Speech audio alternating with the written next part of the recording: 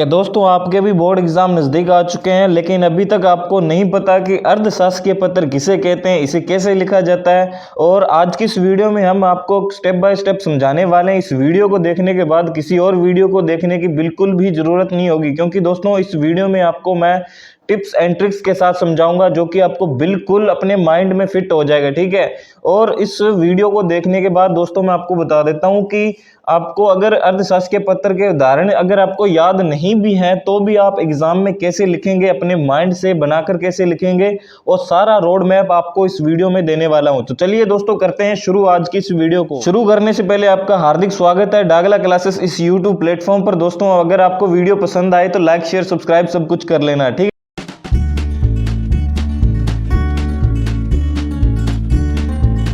First of all आपके सामने present है, देखिए अर्धशासकीय पत्र किसे कहते हैं दोस्तों, ठीक है।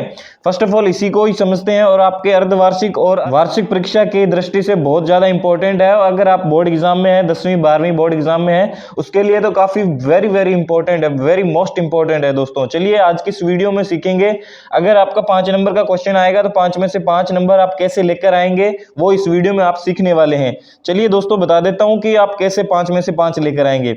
आपको नहीं पता है कि अर्थशास्त्रीय पत्र किसे कहते हैं, तो चलिए बता देता हूं दोस्तों। पहले नाम से ही क्लियर होता है अर्थशास्त्रीय पत्र। शासकीय दोस्तों यहां पर कंफ्यूज मत होना है, शासकीय का मतलब ये भी है सरकारी पत्र भी है, ठीक है। ये सरकारी भी है, चाहे तो सरकारी कह दो चाहे शासकीय कह दो, एक ही बात है। या तो इसे अर्ध शासकीय पत्र कह सकते हैं या इसे अर्ध सरकारी पत्र कह सकते हैं दोस्तों, ठीक है। चलिए दोस्तों जानते हैं कि किसे कहते हैं अर्ध शासकीय या अर्ध सरकारी पत्र।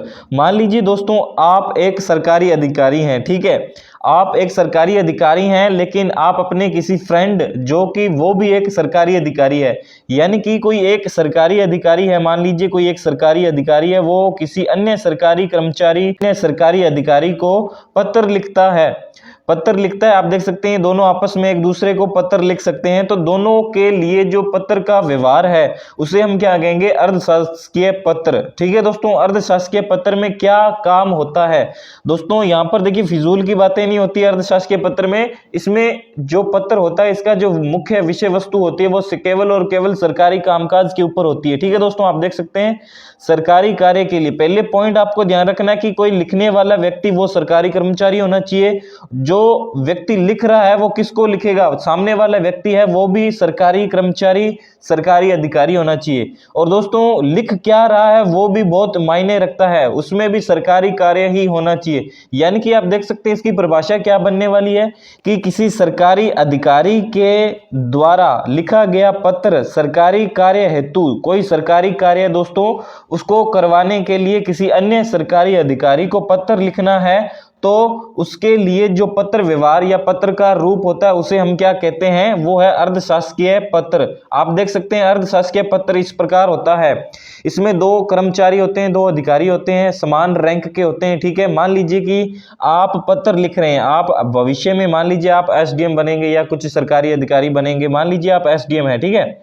तो आप किसी सरकारी काम के दृष्टि से, ठीक है, या किसी सरकारी कामकाज को कराने के लिए किसी अन्य अपने फ्रेंड सरकारी अधिकारी, जो भी आपका फ्रेंड है, मान लीजिए वो भी सरकारी अधिकारी में है, लेकिन आपके व्यक्तिगत उसके साथ जानकारी, आप एक दूसरे से फ्रेंड रिलेशनशिप आपकी अच्छी है, और आपको क्या है कि आपको व्यक्तिगत तौर पर आप मैसेज भेज रहे हैं, संदेश लिख रहे हैं, पत्र लिख रहे हैं, तो उसको क्या कहेंगे, अर्ध सरकारी पत्र, सरकारी कार्य हेतु होना चाहिए, ठीक है। इसमें ऐसा नहीं है कि हाँ भैया फ्रेंड दोस्त मेरी शादी है और आप आ जाइए, ऐसा कुछ नहीं होगा दोस्तों, ठीक है। इसमें केवल और केवल सरकारी काम के ऊपर ही मैटर होगा, ठीक है। चलिए दोस्तों सरकारी काम में क्या क्या हो सकता है, आप देख सकते हैं कि कौन कौन से सरकारी कार्य हैं। इसमें आप देख सकते हैं कि किसी सरकारी कार्य पर ध्यान आकर्षण करवाने, मान लीजिए कोई एक ऐसा कार्य है जो सरकारी योजना के अंतर्गत आता है, या वो ऐसा सरकारी कार्य है जिससे अभी तक पेंडिंग पड़ा है, या कोई अन्य सरकारी अधिकारी उस पर ध्यान नहीं दे रहा है, तो हम क्या है कि हमारे संपर्क में एक बड़ा अधिकारी है जो कि हमारा मित्र है एक प्रकार से, उसको हम कहेंगे कि भाई साहब ये काम अभी अधूरा पड़ा है, पेंडिंग है, इसको करवाओ अभी से।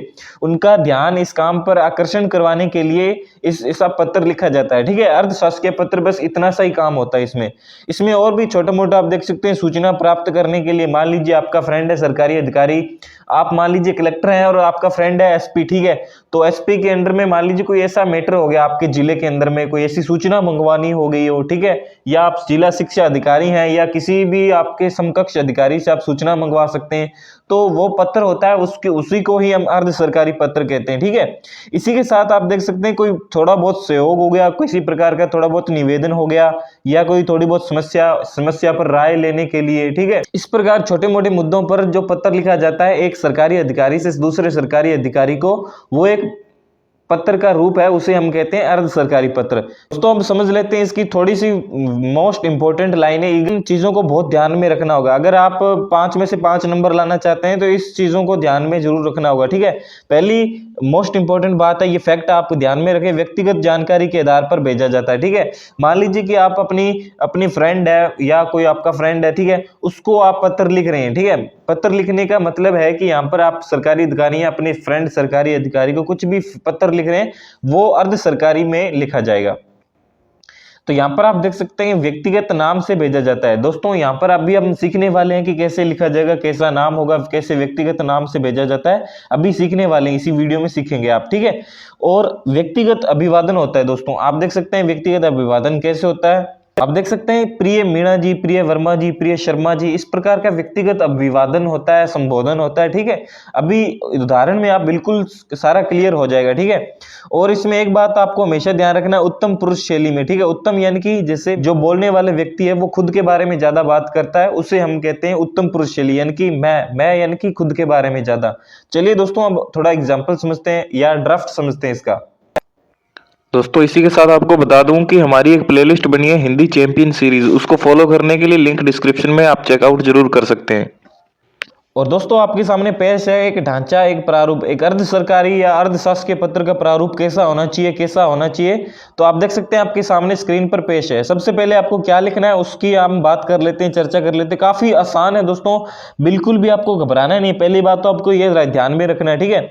चलिए हम शुरू करते हैं कि एक ड्राफ्ट कैसे होना चाहिए। पत्र, अर्ध सरकारी पत्र लिख रहे हैं, मान लीजिए आपके बोर्ड एग्जाम में आपका ऐसा क्वेश्चन आ गया है, आपके सामने क्वेश्चन आ गया, ठीक है, और उसको क्वेश्चन को देख देख कर आप कैसे लिखेंगे वो हम पार्ट 2 में देखेंगे। लेकिन अभी आपको ड्राफ्ट समझा रहा हूं कि कैसे, कहां पर क्या आएगा, कहां पर किसी का नाम आएगा, कहां पर कार्यालय का नाम आएगा, कहां पर लोकेशन आएगी, इस प्रकार के समझने वाले हैं। चलिए दोस्तों सबसे ऊपर क्या लिखना है, राजस्थान सरकार। जिस भी सरकार के द्वारा पत्र लिखवाया जा रहा है आपसे, मान लीजिए आपको क्वेश्चन में कहेगा कि आप फला फला विभाग के सचिव हैं और इस विभाग से उस विभाग से जानकारी प्राप्त करने के लिए आप अर्ध सरकारी पत्र लिखिए, ठीक है। वो बकायदा आपको क्वेश्चन में मिलेगा, आपको पता चल जाएगा कि वो किस सरकार का रूप है, ठीक है। आप राजस्थान सरकार हैं तो राजस्थान सरकार लिख देना, उत्तर प्रदेश, महाराष्ट्र, जो भी अलग अलग होगा वो अलग अलग आपको क्वेश्चन में मिल जाएगा, ठीक है।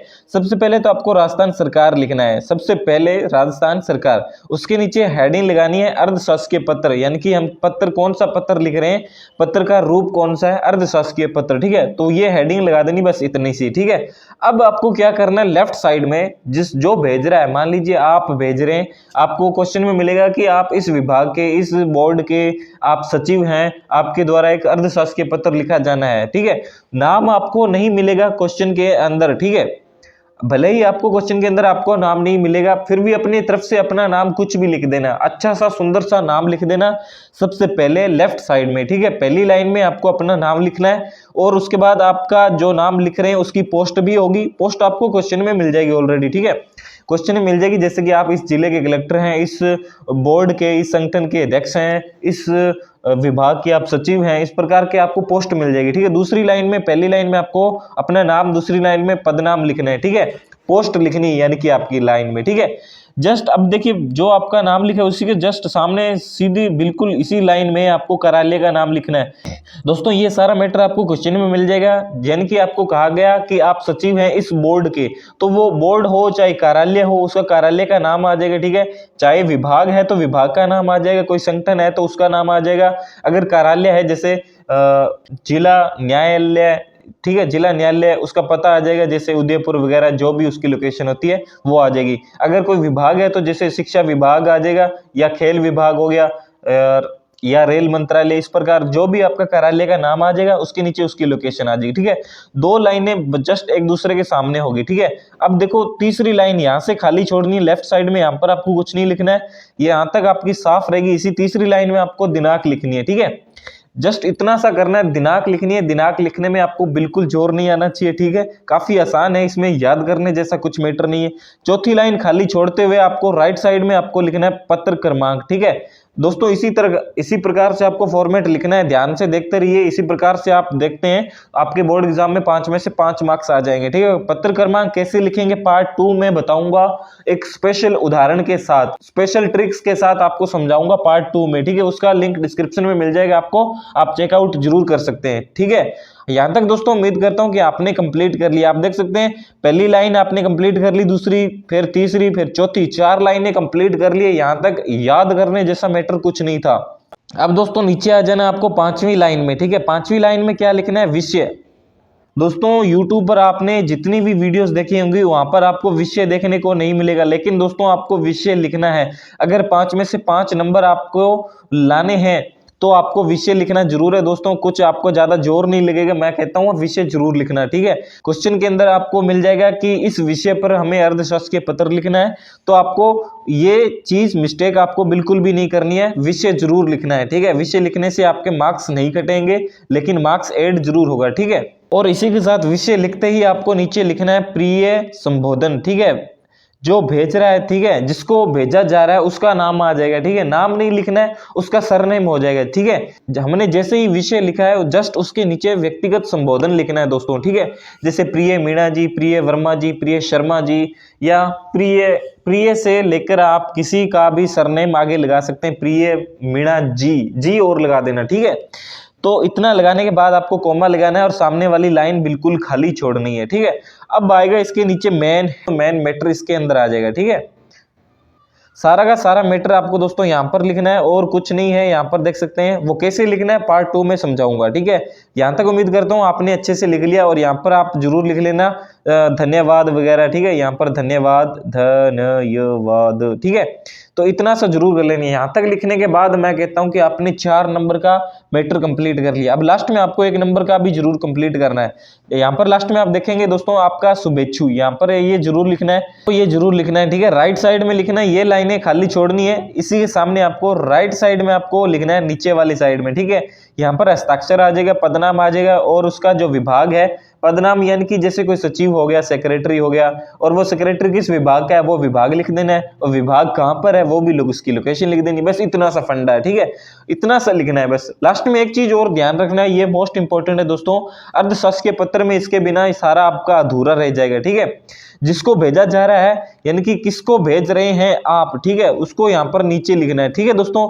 मैंने नीचे उसका कंप्लीट नहीं लिखा है, आपको लिखना है, याद रखिएगा, आपको नीचे सारा मैटर लिखना है, ठीक है। जैसे सेवा में मैंने लिख दिया है तो आगे लिखना है आपको श्रीमान, उसका नाम लिखना है। जैसे हमने यहाँ पर लिखा था कि यहाँ पर मान लीजिए अगर आपने शर्मा जी लिखा है या वर्मा जी लिखा है या मीणा जी लिखा है, तो उसी का नाम आपको फुल नेम यहाँ पर लिखना है, ठीक है दोस्तों। फुल नेम आपको यहाँ पर लिखना है, कुछ भी नाम अपनी मनमर्जी से बना देना, जैसे श्री सुभाष जी शर्मा, जैसे श्री सुभाष जी मीणा, श्री सुभाष जी वर्मा जी, ठीक है। इस प्रकार अपना नाम लिख देना, अपना नहीं जिसको भेज रहे हैं, ठीक है। उसकी पोस्ट आ जाएगी दोस्तों, पोस्ट भी आपको क्वेश्चन में मिलेगा, उसका विभाग भी आपको क्वेश्चन में मिल जाएगा दोस्तों। इतना सा फंडा आपको कंप्लीट करना है, और इधर ये वाला मैटर कंप्लीट करना है। और दोस्तों फाइनली आप सीख चुके हैं कि अर्थशास्त्र के पत्र किसे कहते हैं, ठीक है।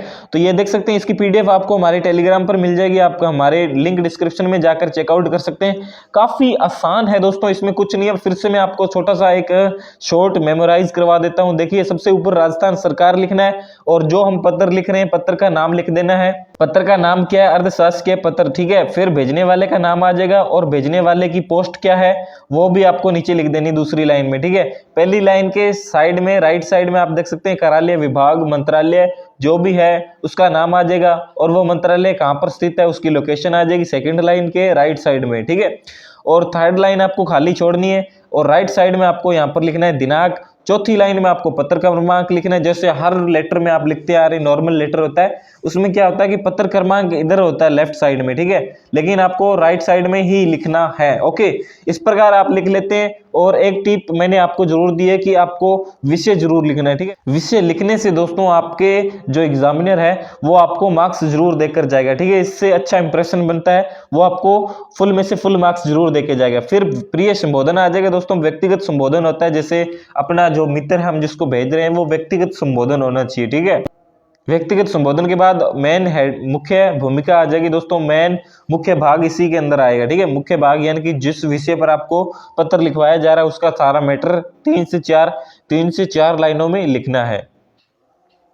उसके बाद एंडिंग आ जाएगी, अपना नाम, इंट्रोडक्शन आ जाएगा, जैसे आपका शुभेच्छु और अपने नाम लिख देना, नाम तो नहीं होगा, हस्ताक्षर कर देना, अपनी पोस्ट लिख देना, विभाग वगैरह, और जिसको भेजा जा रहा है ये मोस्ट इंपॉर्टेंट ध्यान रखना, लास्ट में ये जरूर लिखना है, ठीक है। श्रीमान, अगर अधिकारी बड़ा है तो श्रीमान लगा देना, और अगर समकक्ष है या अपने से छोटा है तो आप सीधा नाम भी लिख सकते हैं, ठीक है। नाम लिखने के बाद उसका पोस्ट और विभाग और उसकी लोकेशन वगैरह ये लिख देंगे। बस इतना सा काम करने के बाद और सारा कंप्लीट हो जाता है। दोस्तों उम्मीद करता हूं कि आपको सारा कंप्लीट समझ में आ चुका होगा। काफी लंबे टाइम के बाद इस वीडियो को बनाया है और काफी मेहनत भी लगी है। दोस्तों प्लीज लाइक शेयर कमेंट करके जरूर बताना कि वीडियो कैसी लगी। अगर कोई भी इसमें मिस्टेक रह चुकी है तो कमेंट में जरूर बता देना, और नेक्स्ट किस टॉपिक पर वीडियो चाहिए वो भी आप कमेंट कर दीजिए, मैं आपके सारे कमेंट्स का रिप्लाई देता हूं। और चैनल को सब्सक्राइब कर लो यार, इससे हमें काफी मोटिवेशन मिलता है। तब तक दीजिए मुझे इजाजत, मिलेंगे किसी खास एपिसोड नई वीडियो के साथ। Thank you, bye bye.